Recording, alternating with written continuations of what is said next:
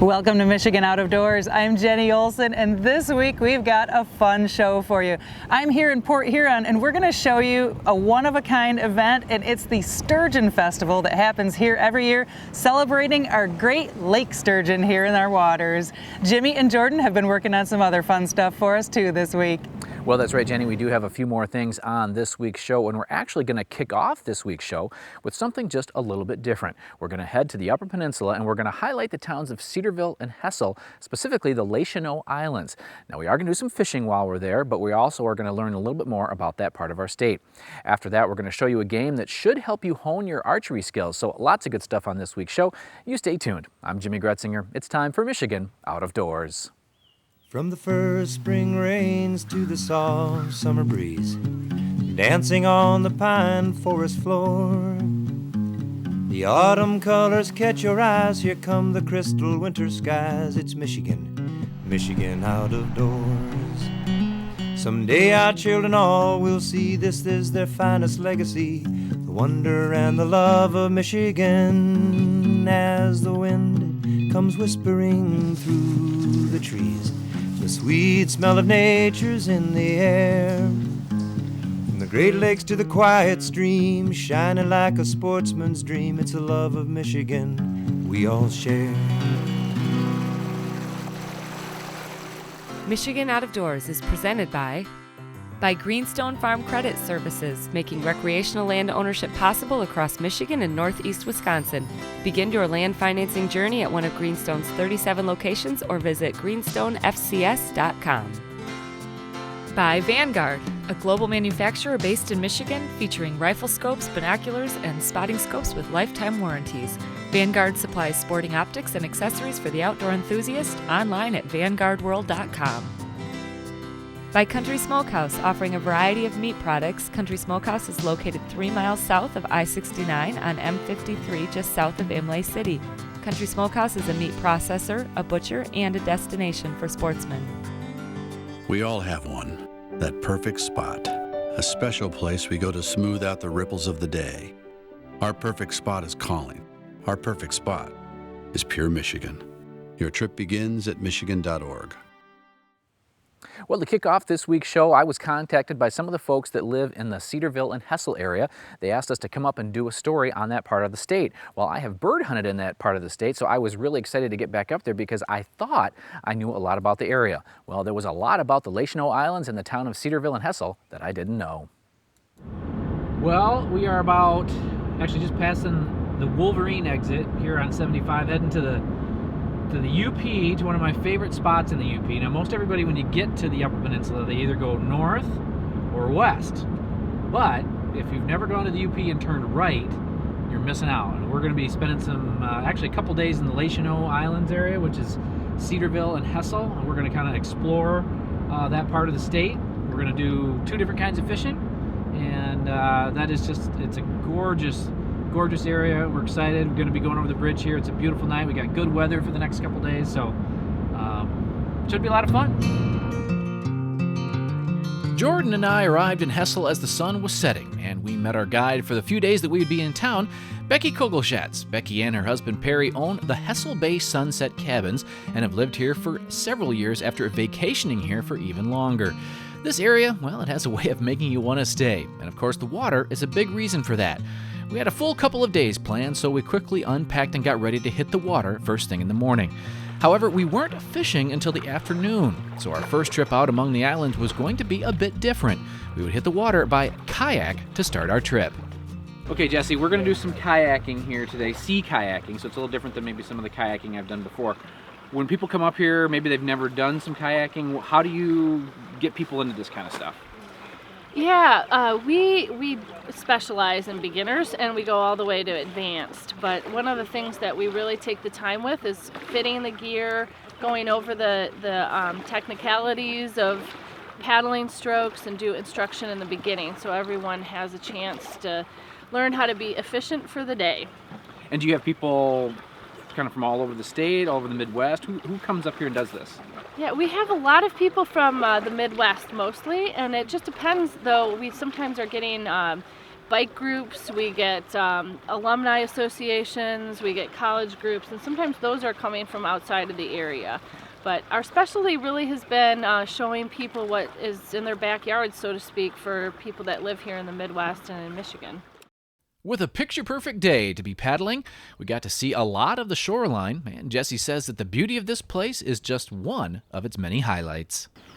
Yeah, when we go out, the highlights really is the natural beauty, the scenic shoreline, and then even the human component. It's very enjoyable to see some of the boat houses and the historic wooden boats, and so we have a very nice mixture of things to see. There are trips that we can emphasize more wildlife and take folks to see an active bald eagle's nest. And as the season progresses into the summer, some of the protected coves have Great Lakes marsh, in which there's birds that are using those areas for nesting. So those people enjoy kind of that protected feel going into some of the marshes and being able to hear some of the wildlife bird songs. And I think just, the closeness of being next to the water, it creates a connection that I think people really find the most rewarding. I get to do some fishing every year out of my kayak and love that time on the water. And just to sightsee in and around some of these islands was really a great perspective in this part of the state. Now, because we weren't going to be fishing for a few hours, Becky took us to a couple of spots that we, normally would have never had time to hit. One was the historical museum in town, where we got to learn about the long line of fishermen that called this area home. We also learned a lot about the boating history of the islands, and of course that took us down the road a bit to the very impressive Maritime Museum. Now, I'm not much of a big museum guy, but I have to say it really gives you a much better feel for the area, which in turn makes you appreciate your time there even more. Well, we're at the Maritime Museum, and these two young ladies are going to be giving us a tour here in just a few minutes. So this is an old boathouse they're actually standing in, right? Yes, it is. Okay, and you've been here 24 years. Yeah. And what makes this place so special to you? Well, I've seen it grow from was just an old boathouse, and then seeing how the people come when we had an open house, and how they loved to see the treasures that we had, and they brought in their treasures. But it's history of the area, with all parts of boats and anything relating to boating. So boating and fishing is a big part. Yeah. We have fishing stuff here too. Yeah. A lot of antique lures and stuff like that, and fishing poles. And you guys are open year-round or just in the summer? No, just in the summer. Just in the summer. Be too cold. Be too cold. No heat in here. Except back where they work in the boats, and in our library that's heated, and in the office. If you're going to be heading to this part of the state, which is only about 30 to 40 minutes from the bridge, you should really stop in and learn more about the history of these islands. So it was finally time to wet a line, and we would be joining some guys that I have fished with a lot over the years.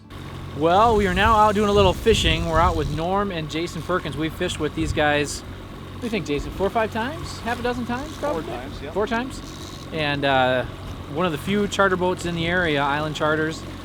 They pretty much service anywhere from Cedarville, Hessel, all the way to Detour, and up all the way to the Sioux, I think. So they fish all over this area, and we're gonna try for some lake trout, maybe a stray king, maybe a stray Atlantic.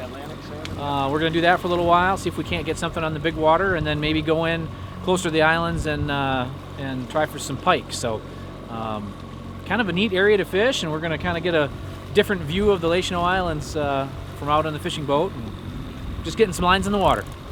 Now, believe me when I say we had just got the lines in the water, and our first fish of the day took our offering. Now, I know you hear that stuff a lot on fishing shows, but really that is what happened. And with our weakest link of fishermen at the pole, well, who knows if I could get this thing in the net. That's a nice fish. Nice laker. Today I'm running 45 and up, the top water column. The lake trout seem to be in that water column this time of the year. We do have some planer boards out, hoping to hit an Atlantic salmon or a steelhead out here as well. It's the water temperature is still pretty cold, but there are some fish around to be caught. There are fish to be caught in the big water, but we were having a hard time finding them. So we went inside the 36 islands of the Lachinoes and switched our gear out for pike fishing. Well, we switched to pike. So that's sort of the plan. We're going to start with what I left off on yesterday with perch patterns. And just get it spread out, see if we can't get into a number of them, and vary it, go from there. That's vary our depths, I guess. What's the fishing been like here lately? Good. I would say we're off to a slower start than last year, but still pretty good numbers. We've had a handful in the mid-30s. Locals have caught some up to 40, so there's definitely good action. We were really fishing these areas about 3 weeks or so before the water will warm up and the fishing will get quite good. But local guys Greg Lipple and Jim Berryhill know these waters pretty well, as do Jason and Norm Perkins, so we figured we could find some pike that were willing to play. And we did. We started hitting quite a few small pike, or hammer handles as they're called.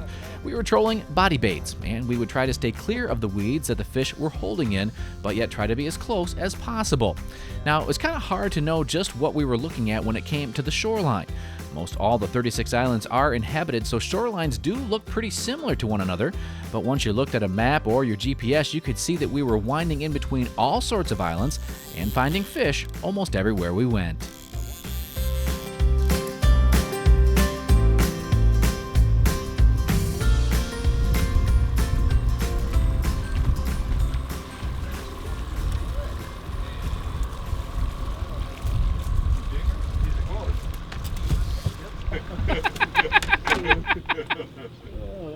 Nice little piker.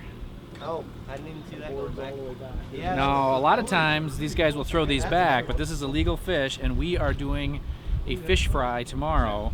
And we got somebody that really knows how to clean these really well and how to cook them really well. So we're going to keep this for the table fare. Let's get them in the box. Well, the pike weren't jumping in the boat, but we were finding steady action. The fishing in the area will continue to improve as the water warms up, and for years this area had a very good perch fishery.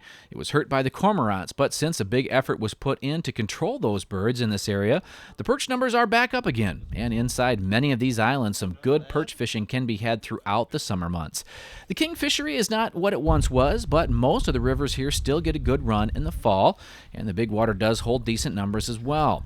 Now, one very unique fishery up here is the herring run that happens in mid-July.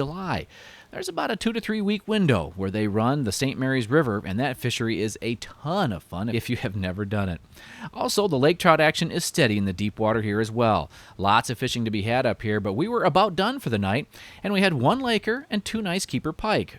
Which is good because the local culinary school had agreed to do some recipes for us for both lake trout and for pike. The culinary school is also open through the summer months for dinner, and it is worth the time to stop in. Chef Zach Schroeder was preparing his almond-encrusted lake trout for us, and it was as good as any fish I've ever had. The recipe was simple enough, just bread one side and pan fry. But as most chefs do, they take something simple and amp it up to something almost magical. I breaded and pan fried my fish, flipped it over and let the residual heat finish cooking it. That's an almond crust on the fish that's about half almond and half panko. And then I sauteed some green beans for underneath it, and then I made a classic butter sauce where I just reduced wine by half and fold in butter, salt and pepper to taste. Nice simple dish, perfect for a spring evening like this, and hope you enjoy it. So with 1 dish down, we jumped in the kitchen to get the lowdown on, of all things, pike done as fish and chips. Right now we're going to be making we're just going to make a remoulade, which is basically a tartar sauce. You just add more herbs and different aromatics into it. So I'm going to start off just by rough chopping some parsley, a little oregano. I'm going to chop some dill, and then we're just going to throw in some cornichons, which are basically baby pickles, French style. They're called gherkins sometimes.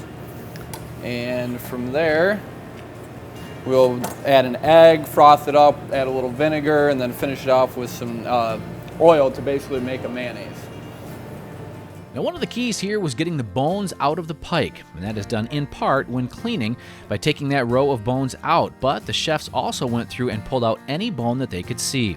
A simple egg wash and batter was used, and after a nice char was put on the pike, Ryan would finish it in the oven for a few minutes.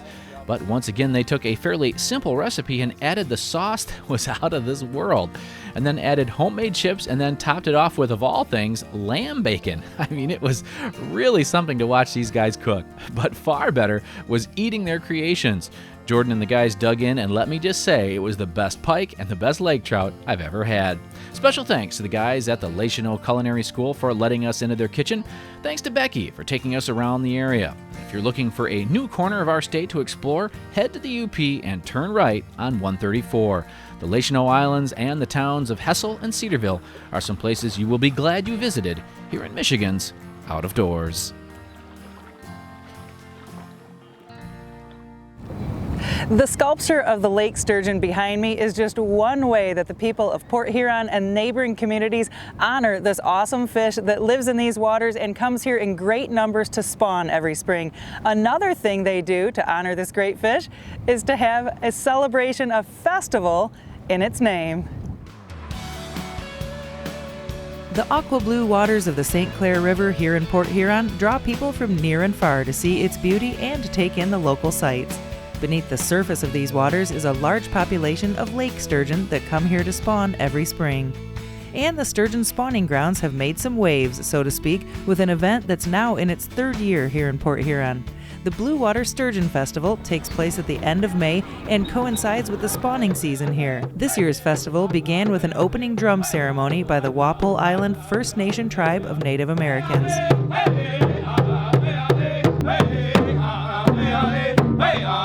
Today we have our Blue Water Sturgeon Festival going on. How many years have you guys been doing this? This is our third annual event, and it's a great turnout today.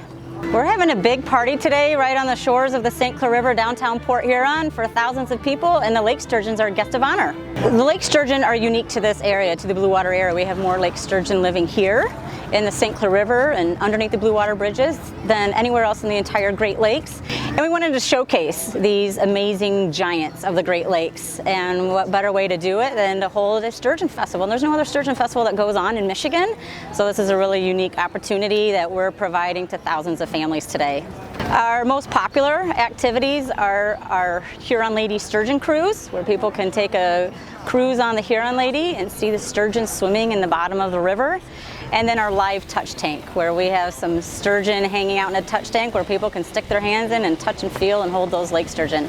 Cool. And we also have lots of outdoor booths behind me, lots of kids' activities. We have some face painting going on. We have a 3D chalk artist here sculpting a 3D sturgeon out of chalk on the sidewalk. So each year we try to add something new to the festival to get people keep coming back year after year. And this year we added a 5K race called Run with the Sturgeon.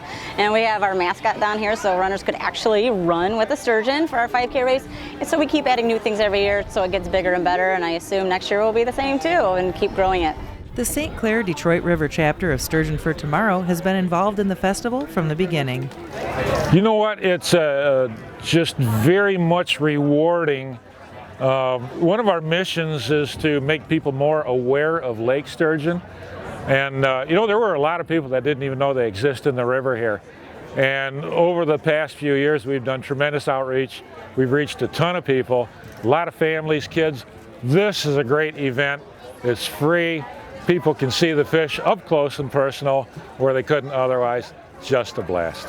And speaking of up close and personal, folks were also able to check out some sea lamprey here. This invasive species captured the attention of kids of all ages at the Great Lakes Fishery Commission display. There were lots of families on hand to spend a sunny Saturday enjoying this educational festival. So are you guys from the area? Yep, born and raised. All right, and have you been to the Sturgeon Festival before? Nope, first time. This is the first time. What do you think? It's pretty interesting. The kids like it. Fun for the kids. You like the sea lampreys. Yeah, have they learned anything about sturgeon? Not yet, we haven't made it down that far. All right, cool, well enjoy. Thank you. We want to bring awareness to the lake sturgeon and celebrate this beautiful natural resource that's right out here, the St. Clair River. We want people to appreciate it, protect it, and restore it, and we can do that by showcasing these giants, these really cool fish, the lake sturgeon. We get people excited about sturgeon. They're a spotlight species, and that means that we know that if their numbers are doing well, which their numbers are improving in the river, we know that the river is also healthy. And so that's what we're getting people excited about today. Friends of the St. Clair River is the lead organization on this event. We've been organizing it for 3 years, but there's many partners that make this event successful. We could not do it without the U.S. Fish and Wildlife support and the Michigan DNR, because they actually bring the sturgeon to shore for us. If we didn't have a sturgeon, we wouldn't have a festival. So they're really key partners. Of course, the Huron Lady, it's the tour boat in Port Huron, and they take us out on the sturgeon cruise, and of course without Gregory A.D., Greg Lashbrook and Kathy Johnson. They are the scuba divers that are in the water showing people the bottom of the river today, and the sturgeon on the bottom of the river, they're also key to the event. There's just something about lake sturgeon that captivates so many of us here in Michigan. Maybe it's the fact that they're the largest fish that call the Great Lakes home, or maybe it's because these prehistoric creatures can live to be over 100 years old. Whatever it is that draws us in, there's one thing for sure. The Blue Water Sturgeon Festival is a wonderful way to celebrate these mighty fish that swim our Michigan waters. Thanks to the Friends of the St. Clair River for keeping this new tradition alive and well. Hopefully, we'll see you here next year. Hi, I'm Jordan Brown, and we wrap up this week's show by taking a look at a new archery game on the market designed to make practicing a little more fun, one that will undoubtedly make you a better shot in the process.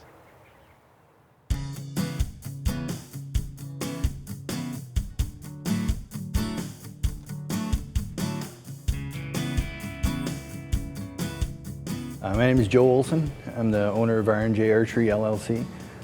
I came up with the idea of creating an archery game because, like everybody at the beginning of archery season, you want to start out springtime, early summer, shooting, getting some practice in preparation for the fall deer hunt. So I was at my buddy's house, and we'd shoot targets over there, and you just get bored of shooting bullseyes. And I turned to him and I said, there should be a game we can play, something that's fun. Make you excited about shooting your bow again. So I came up with the idea of, what kind of a game? Well, a game similar to dart cricket, but with archery.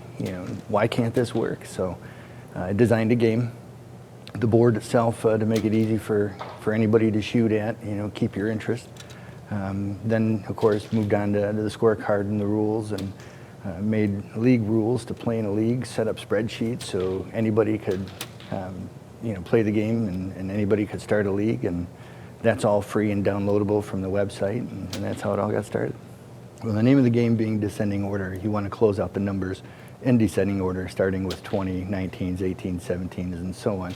And you close out the number by either hitting it 3 times, so you could do that with 3 single shots, with a double and a single, or a triple, and that would close out that number, and then you go down and you shoot the next number in line. The goal is to close out all the numbers in descending order, and then 3 shots into the bullseye to win the game. One thing I really like about this game is that it constantly forces you to aim at different spots on the target, as opposed to just one bullseye. Another nice aspect is that it can be set up for archers of all skill levels, by either changing the distance or changing the scoring technique. I designed the game to be played by just anybody. That way you could play with your kids in the backyard, with your friends up at hunting camp, wherever you are, you can pull the game out and play and have it be fun. So, you can play at either 10 yards, 15 yards, the majority of the leagues shoot at 15. It's a pretty challenging yardage, but if you're really that good, take it back to 20 yards if you really want an exciting challenge. And as far as anybody being able to play, whether you're a beginner or a novice or an expert, there's a way you can play, and it can be challenging and you can be competitive. We have an advanced rule in there that forces the better shooters to only score within the double, triple rings or the circles itself, which kind of evens the playing field. If you'd like more information about this game, you can find it on our Facebook page. Special thanks to Joe Olson for inviting me out and for showcasing a game that's sure to help archers around the state. Thanks for joining us this week for Michigan Out of Doors. Make sure you check us out online when you get a chance. You can do that a couple of different ways: on our website at MichiganOutofDoorsTV.com or on our Facebook page at Michigan Out of Doors TV. We're on our Facebook page every few days letting you know where we are, where we'll be next, and what kinds of stories you can see coming up. Well, that's right, Jenny. Lots of good stuff coming over the next few weeks here on your PBS station. We've been out doing some big lake fishing, some inland lake fishing. I also recently did a geocaching story, something that maybe you don't know a lot about. So there's lots happening right now in the great state of Michigan. Make sure you're getting out and enjoying the summertime. It is a very special time to be a sportsman here in the state of Michigan. And hopefully we'll see you right back here next week. Michigan Out of Doors is presented by By the Michigan chapters of Safari Club International. For over 40 years, SCI has been protecting hunters' rights and promoting wildlife conservation here in Michigan and around the world. SCI chapter locations can be found on the web at firstformichigan.org. By Pictured Rocks Boat Cruises of Munising, exploring Lake Superior's Pictured Rocks National Lakeshore with its sandstone cliffs, caves, waterfalls, and lighthouses. Pictured Rocks Boat Cruises on the web at picturedrocks.com. By Propane, Clean American Energy. Propane retailers promote the safe use of Michigan-produced gas energy in homes, farms, and businesses across our great state. Learn more at usemichiganpropane.com. By the Department of Natural Resources Fisheries Division, reminding fishermen that they are our first line of defense in stopping aquatic invasive species. To minimize the risk of invasives, it is required by law to properly dispose of live bait after your fishing trip. By doing so, you help protect Michigan's world-class fishery. Closed captioning is provided by the Michigan Propane Gas Association. Clean American Energy. Propane realtors promote the safe use of Michigan-produced gas to outdoor enthusiasts across our great state. When I wander far away, a dream stays with me night and day. It's the road that leads to my home state. I am a Michigan man. Changing seasons paint the scene like rainbow trout in a hidden stream. The white-tailed deer in the tall pine trees. I am a Michigan man. I am a Michigan man. Ask where I'm from and I'll show you my hands. Lord above, I love this land. I am a Michigan man. From the Keweenaw down to St. Joe, Kalamazoo, East to Monroe, to St. Marie and back again. I am a Michigan man. I am a Michigan man. Ask where I'm from and I'll show you my hands. Lord above,